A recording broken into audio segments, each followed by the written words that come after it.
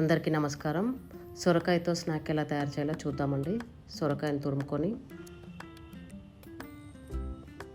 దాంట్లో కరివేపాకు, నానబెట్టుకున్న పచ్చిశనగపప్పు,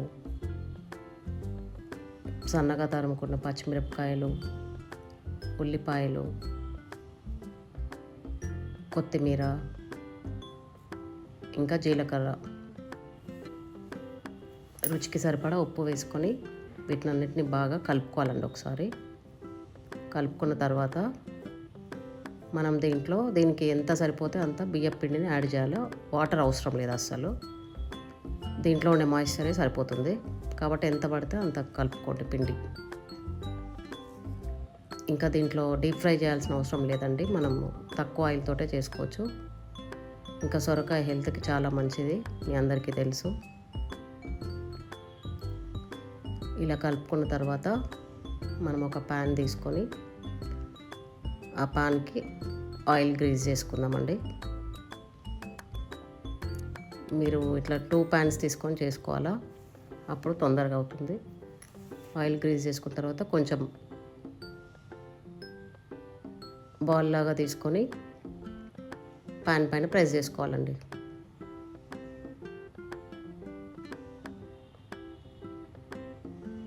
సో ఆయిల్ కూడా ఎక్కువేమి ఉండదు అనమాట, కొంచెమే.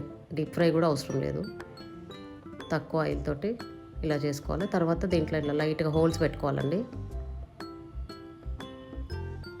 ఇప్పుడు స్టవ్ వెలిగించుకొని ప్యాన్ స్టవ్ పైన పెట్టుకొని దీన్ని మూతతో కవర్ చేసుకోవాలి. మీడియం టు లో ఫ్లేమ్లో పెట్టుకోండి. ఒక 2 మినిట్స్ తర్వాత తీసి అటు ఇటు తిప్పుకొని 2 వైపులా కాల్చుకోవాలండి.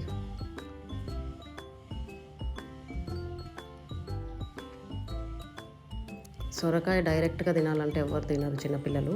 ఇలా చేసి పెడితే వాళ్ళు ఇష్టంగా తింటారు. టేస్ట్ మాత్రం చాలా బాగుంటుంది, ఒకసారి ట్రై చేసి చూడండి.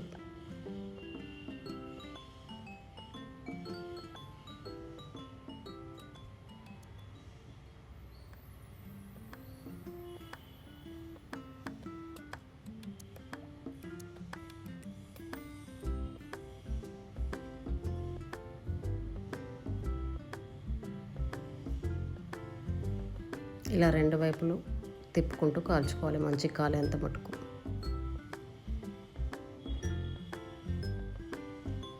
అంతే అండి, ఈవినింగ్ స్నాక్ లాగా చాలా బాగుంటుంది పిల్లలకి స్కూల్ నుంచి రాగానే.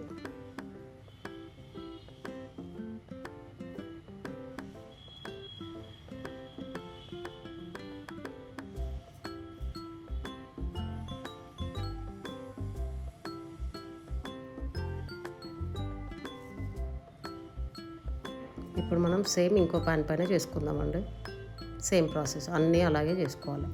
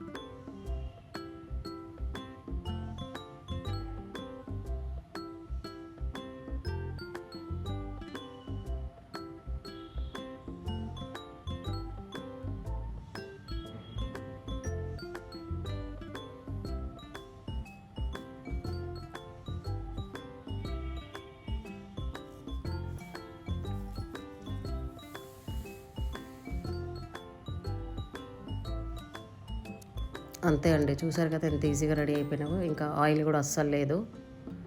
టేస్ట్ మాత్రం సూపర్ ఉంటాయండి, మీరు కూడా ఒకసారి ట్రై చేయండి. పిల్లలకైతే చాలా హెల్త్ బెనిఫిట్స్ ఉన్నాయండి దీంట్లో. పిల్లలకే కాదు అందరికీ సొరకాయ అనేది ఎంత మంచిదో హెల్త్కి మీ అందరికీ తెలుసు. కాబట్టి తప్పకుండా ట్రై చేయండి, పిల్లలకి పెట్టడానికి ట్రై చేయండి. Thank you. Please subscribe.